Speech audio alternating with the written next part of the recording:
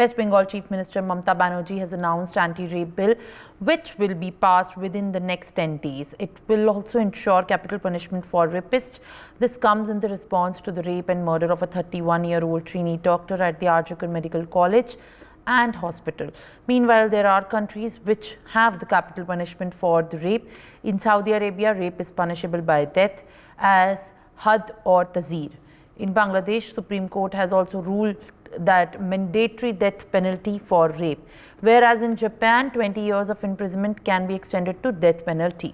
So these are the countries and the instances of where these countries have taken cognizance of providing death penalty as a punishment, as the capital punishment being there for the rapist, and in India it remains to be debatable.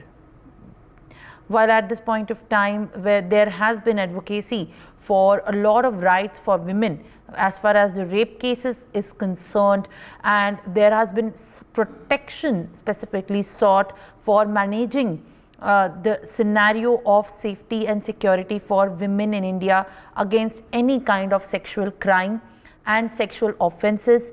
You know, these punishment and these kind of amendments that have been made time and again over the past many years, ever since there have been heinous and gruesome cases of rapes that have been reported in the country, there has been always at every junction and every case a demand made for why there has to be a death penalty that needs to be announced as the capital punishment for the accused and the criminal and the sexual predator.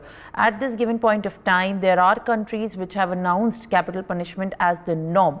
In India, it remains to be debatable as well, and there are both sides to it. Also, many defending the accused side of view, saying that for rapes, these are some sort of psychological and psychopath disorders mentally that need to be treated with due counseling, rather being treated as unchangeable, or rather in fact being treated as something that only is served with a capital punishment for crimes like rape.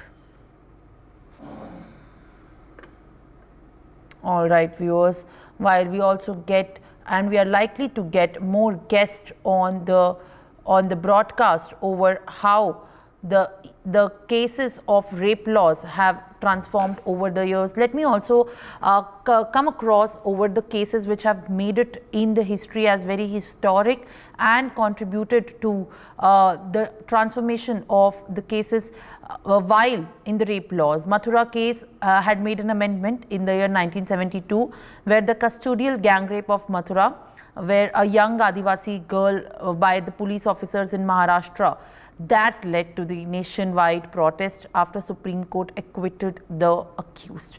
Then the case also triggered the amendments to the rape laws, including the addition of section 114A to the Indian Evidence Act of 1872, which presumes a lack of consent in custodial rape cases where the woman testifies to that effect. Now in 2012, where the Nirbhaya case shook the nation and the 2013 amendments were made, the brutal gang rape and the murder of the Nirbhaya in 2012, known as the Nirbhaya case, led to a sweeping changes in India's rape laws.